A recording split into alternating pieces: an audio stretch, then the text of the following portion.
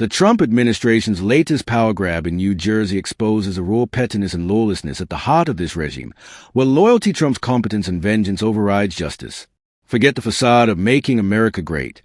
This is about settling scores and bulldozing anyone who stands in the way.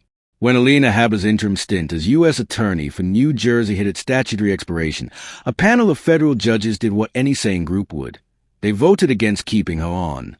Habba, a Trump loyalist with zero prosecutorial experience, has proven herself a walking disaster. She's been sanctioned over $1 million for frivolous lawsuits, bungled cross-examinations in high-profile trials, and even drew rebukes from judges questioning if she ever learned basic courtroom rules. Yet, the DOJ, now helmed by Pam Bondi and her deputy Todd Blanche, Trump's former defense attorney, responded not with professionalism, but with a vindictive firing spree that reeks of authoritarian spite. Let's be clear, this isn't about law enforcement. It's about punishing dissent. With Habba out, the judges appointed Desiree Grace, a career prosecutor who served in the office since 2016, as a new interim U.S. attorney. Grace is no political hack. She's a qualified professional dedicated to impartial justice. But Bondi and Blanche couldn't stomach that. They promptly fired Grace, effectively torching her career in a blatant act of retaliation. Bondi's statement was pure venom. United States Attorney Habba has been doing a great job in making New Jersey safe again. Nonetheless, politically minded judges refused to allow her to continue in her position, replacing Alina with a first assistant. Accordingly, the first assistant United States Attorney in New Jersey has just been removed. This Department of Justice does not tolerate rogue judges, especially when they threaten the president's core Article 2 powers. Blanche piled on, declaring the judge's decision was never about law. It was about politics. They forced out Trump's pick. It won't work. Pursuant to the president's authority, we have removed that deputy effective immediately. This backroom vote will not override the authority of the chief executive. This is fascist thuggery dressed up as executive prerogative. Habba's track record alone should have disqualified her from day one. Trump plopped her into the role despite her glaring incompetence. Remember her floundering in the E. Jean Carroll case, where the judge practically begged her to learn evidence rules. As U.S. Attorney, she maliciously targeted Newark's mayor, only to drop the case, and hounded a Democratic congresswoman over an ICE facility visit. Judges see through this clown show, and rightfully so. But the Trump crew's response? Fire Grace, a non-political public servant who's given years to the office, just to spite the bench. It's a middle finger to the judiciary, screaming, if you take our unqualified crony, we'll ruin an innocent career. Contrast this with the measured responses from New Jersey senators. Cory Booker praised the court's decision. I respect the district court's decision today to exercise its authority to appoint a new United States Attorney for the District of New Jersey and congratulate Desiree Grace, who has served as a prosecutor in the office since 2016 on her appointment. The people of New Jersey deserve a United States Attorney who will enforce the law without fear or favor, always in pursuit of the public interest, and guided by the principles of impartiality and fairness.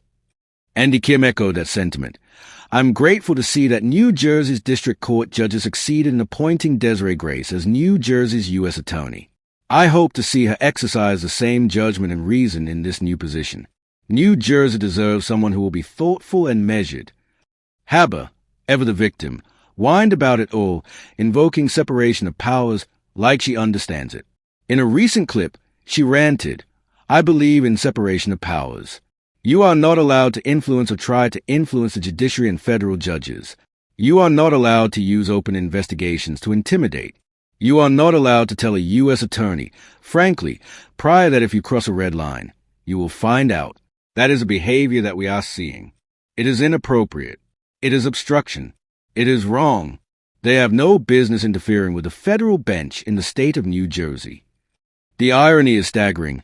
Habba, who politicized her office by vowing to turn New Jersey red, now cries foul when the law catches up. Experts like Harry Litman, a former U.S. attorney and top DOJ official, aren't buying it. Litman calls this unprecedented conduct by this fascist Trump regime, pointing out that the judge's authority to appoint interims is black-letter law. This is as they've done again and again, just ignoring the law, Litman said. There's a legal regime out there. And when the interim appointment comes to an end, it is just the power of the court to appoint. But the main thing is it's a law. He slammed Habba's inexperience and partisanship. This is a woman who said, "Let's see if I can use this office to help turn New Jersey red." It's the most nasty, non-partisan thing imaginable. The administration's tactic? Fire anyone the judges pick, even if it means gutting the office. Littman compared it to their ousting of Jeffrey Berman in New York. They are just throwing their weight around. It's a total resistance to and declaration of war against the legal scheme. This isn't isolated. It's part of Trump's broader assault on the judiciary. His pushing for Senate confirmations of judges far more extreme than his first-term picks, ones who might greenlight insurrections or shred separations of power. Remember, even some Trump-appointed judges block his excesses. But now the message is clear. Cross us, and we'll dox your family, ruin careers, and wage war on the bench. Trump's playbook: attack judges' wives, kids, anyone, to intimidate is alive in the DOJ. Littman warns, they've come in with a blueprint that just wants to assert that they have power to do anything. But the nastiness, the vindictiveness, is just antithetical to what should be happening at a well-run Department of Justice. The immediate casualties are the best people in the office. This regime's pettiness knows no bounds. By firing Grace, they are not just petty, they are destructive, willing to eviscerate institutions for loyalty. New Jersey deserves better than Habba's incompetence and Trump's vendettas. If this is law and order, it's the law of the jungle, raw, brass-knuckle power grabs that threaten democracy itself. The judges stood up. Now it's time for the rest of us to demand accountability before this cancer spreads further. Word count, 812.